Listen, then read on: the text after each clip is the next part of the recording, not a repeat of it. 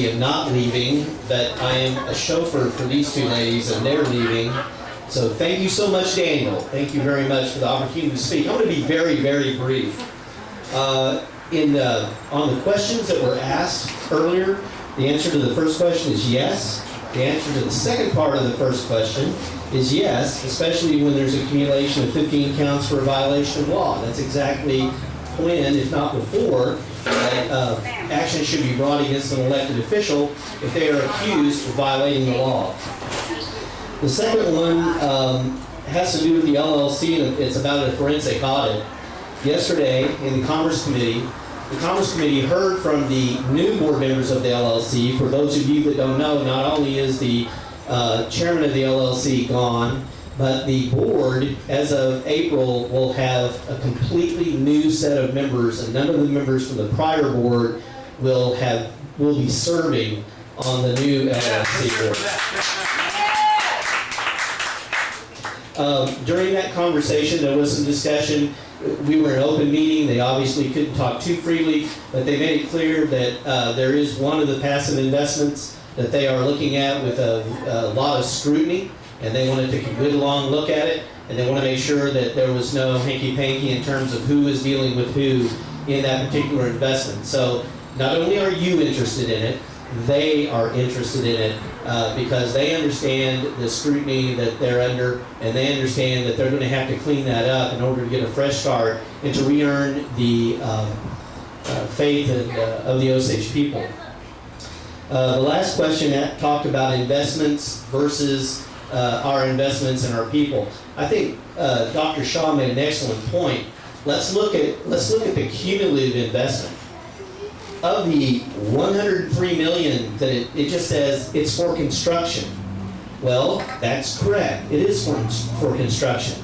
But $80 million of that construction fee is our investments in our casinos. And because it's confidential information, I'm not at liberty to tell you, but I'll tell you this.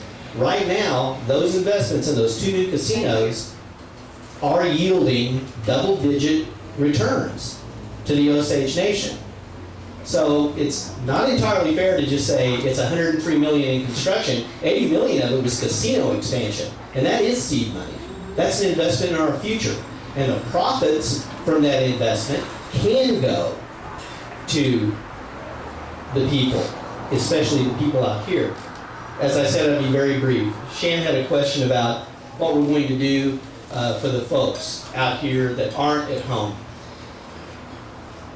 The $9 million, or the $8 to $9 million in education benefits, and the $4 million in other benefits for the health benefit. Did I say that right? $9 million in education, $4 million in health. All of those go to Osages everywhere. That is those benefits comprise an enormous chunk of what we spend every year.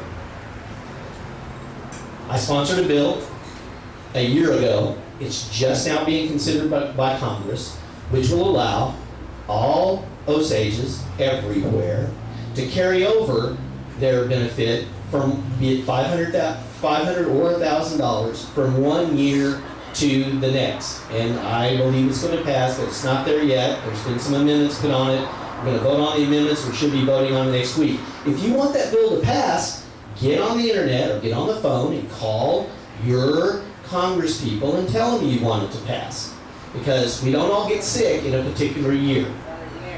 So we are trying to respond to some of these concerns that are out there. I think we are responding to them. My name is Raymond Redcorn. I'm running for Assistant Principal Chief. I appreciate your vote. Thank you so much for having us here today.